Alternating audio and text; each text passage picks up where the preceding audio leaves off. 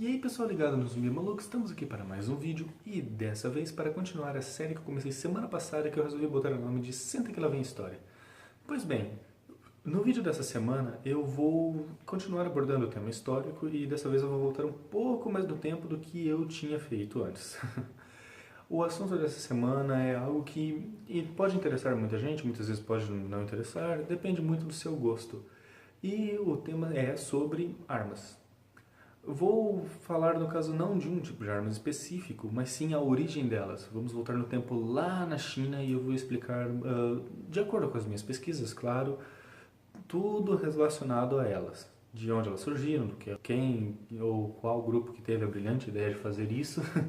E posteriormente vamos ver até mais ou menos, chegar até mais ou menos o século XIX. Mas isso vamos por partes. Dependendo do tamanho do assunto, eu provavelmente irei gravar mais de um vídeo para ele não ficar muito extenso. Se eu ver que ele vai ficar maior do que 10 minutos, eu vou fazer um outro vídeo e provavelmente, dependendo da repercussão desse vídeo aqui, eu posso postar ele no meio da semana ou posso postá-lo na outra semana. Um recadinho rápido, eu vi, estava vendo o meu último vídeo, né? Não assistindo, mas vendo as visualizações dele e eu fiquei até razoavelmente contente, né? Para uma semana ele ter chegado ao número de visualizações que ele chegou, eu achei que foi uma repercussão boa, de acordo com o tamanho do meu canal, afinal de contas tenho poucos inscritos ainda, né? Mas isso é só para deixar claro uma coisa, pessoal. Eu estou fazendo esses vídeos aqui para galera que se interessa. Se vocês acharem isso interessante, por favor, compartilhem, comentem, deem ideias, mandem em grupos, façam o que puder. No momento, eu creio que eu tenho aproximadamente, no último vídeo, que foi sobre náusea e caravelas, aproximadamente umas 100, 105, 110 visualizações. É legal? Sim, com certeza, é legal. Mas eu gostaria de pegar mais visualizações pelo fato de que é interessante achar mais pessoas e levar o conhecimento e explicações. Pois bem, eu estou só me estendendo demais. Vamos direto ao ponto. Antes de falar sobre armas de fogo, a gente tem que falar da invenção da pólvora. Para poder falar disso, a gente vai voltar lá na China, lá para o século IX. Isso ano 800, 800 e pouco por aí. Não se tem uma data exata, né? Chuta-se que é no século IX aproximadamente, onde alquimistas chineses estavam tentando descobrir a origem da vida eterna, né? A origem da vida eterna fica estranho, né? Realmente, a fórmula para a vida eterna. E nisso eles começaram a misturar certos compostos e certos elementos dentro de uma panela de ferro, que esses elementos em especial são o nitrato de potássio, conhecido como salitre, o carvão vegetal e o enxofre. Misturando esses três elementos, eles colocaram isso dentro dessa panela de ferro que eu falei e começaram a esquentar para ver o que gerava, né? Realmente, né, é uma experiência que eu já fiz, experiências de química, ele vai formando uma espécie de pasta, né? Pelo fato do enxofre se tornar razoavelmente líquido, derreter, alguma coisa desse tipo. Eu não sou químico, né? Eu estou estudando história no fim das contas, então não sei dizer exatamente qual é toda a reação. Sei por cima, mais ou menos. Começou a misturar aquilo, começou a esquentar, borbulhar, de repente aconteceu uma coisa no mínimo inusitada, né? Aquele composto virou uma enorme labareda de fogo e, entre outras coisas, entre outros lugares que eu li, aparentemente queimou a casa desses alquimistas ou desse alquimista. Não se sabe se ele sobreviveu, mas você sabe que isso foi documentado e que foi levado há muito tempo como um guia para não se misturar certos elementos. Posteriormente, eles viram que isso tinha alguma utilidade prática, que seja para fazer sinalizadores ou então para fogos de artifício, né? Tanto é que a origem e a cultura de fogos de artifício na China é fortíssima até hoje. Posteriormente, veríamos avançar no tempo até o século XI para você ter o uso militar da pólvora. Lá você vai ter, inicialmente, uma espécie de lança-chamas de pólvora, que não era muito útil no fim das contas, ele era mais como uma arma de guerra psicológica, afinal de contas não se tinha muito uso de guerra pirotécnica. Havia, claro, né, projéteis de catapulta e há uma discussão se há ou não a ideia de flechas que incendeiam coisas, né, flechas de fogo, mas isso é um assunto para outro vídeo. E depois desses lança-chamas você vai ter o uso dos foguetes, propriamente ditos, né? Foguetes de bambu que poderiam ou não ter uma lâmina na ponta ou em alguns casos até mesmo explodir. Com base nesses foguetes você vai ter uma base de vários outros tipos de armas que os chineses e posteriormente os coreanos vieram a utilizar, que são as baterias de foguetes e os foguetes navais. Que, no fim das contas, os foguetes navais eles eram mais para tentar botar fogo nos navios inimigos. Tentar, porque a maioria das vezes eles eram mais assustadores do que qualquer outra coisa. As baterias de foguetes vieram a ser conhecidas como Hwacham, isso em coreano, né? Que ela tem até uma representação naquele jogo Totally Battle Accurate, alguma coisa desse tipo, vou colocar o nome dele aí. Quem acompanha alguns youtubers de gamers vai ter visto ele em algum momento. Posteriormente, eles vieram a desenvolver uns primeiros canhonetes que foram utilizados principalmente contra os mongóis. Esses canhonetes eram feitos de bambu com cordas amarradas ao redor dele para aguentar a pressão. Não eram de longe armas práticas, eles eram realmente para dissuasão. Quando acertavam, acabavam por matar, mas no fim das contas, eles eram mais para fazer barulho, assustar os cavalos e evitar que o inimigo chegasse perto. Aos poucos, essa tecnologia foi vendida para os árabes, para alguns árabes, é claro, né? Os árabes não eram totalmente unificados nessa época, que vieram a utilizar essas armas contra alguns europeus, isso ao longo das cruzadas. E essas armas vieram a entrar na Europa pelos portos de Veneza e se espalharam pela Europa ao longo da Guerra dos 100 Anos.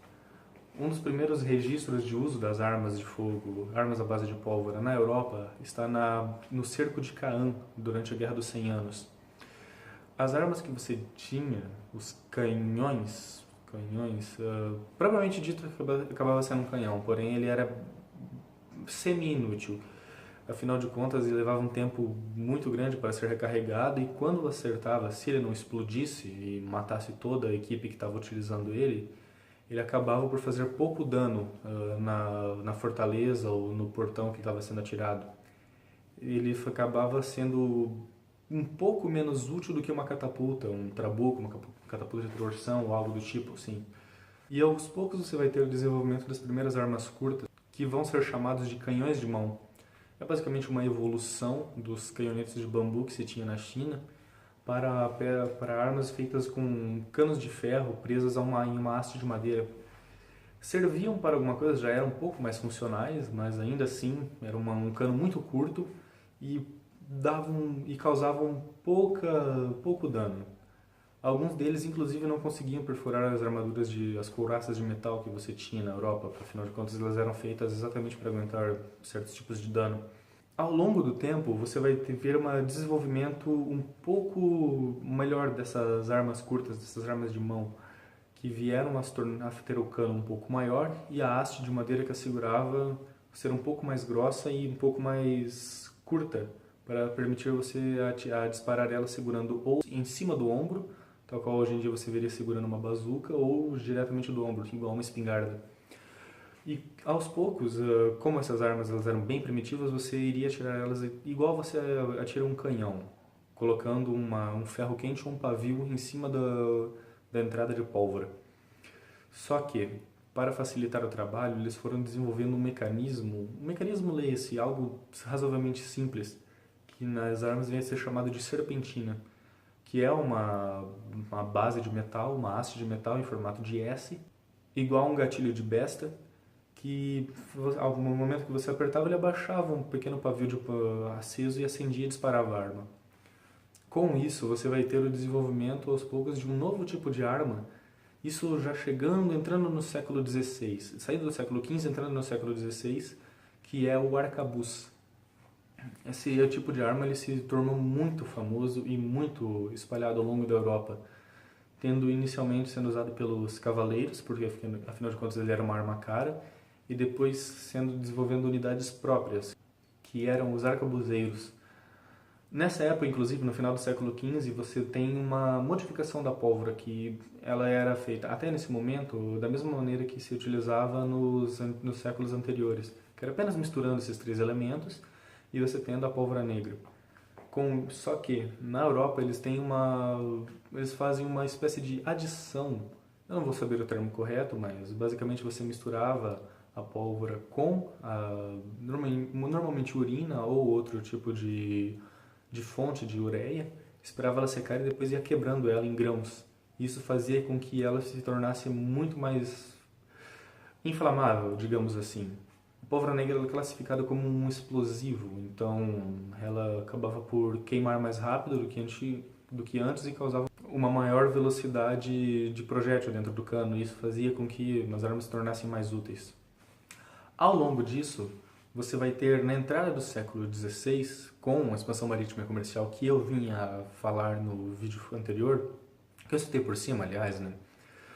Você vai ter o desenvolvimento dos primeiros arcabuzes, principalmente usado pelos ibéricos, seja espanhóis e portugueses, e então os poloneses com os hussares.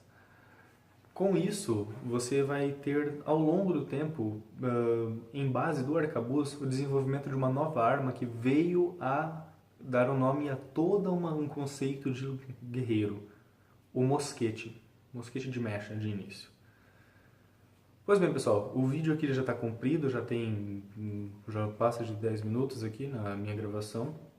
Então, eu vou deixar essa parte para poder falar num próximo vídeo. Provavelmente vocês vão me ver com essa mesma camiseta, afinal de contas eu vou gravar eles na sequência. Mas eu vou ver se eu vou postar ele ao longo dessa semana ou se eu postarei ele semana que vem. Depende muito do feedback de vocês, pessoas. Então, se vocês gostaram do vídeo, curtam aqui embaixo, comentem se vocês têm alguma ideia, compartilhem ele, adicionem os favoritos, todas essas coisas que vocês já sabem, que todo youtuber acaba falando, pessoal. Então eu agradeço vocês mais uma vez pelo feedback, pelas visualizações. Não se esqueçam de fazer essas coisas que eu lhes pedi, pessoal. Um grande abraço para todos e tchau!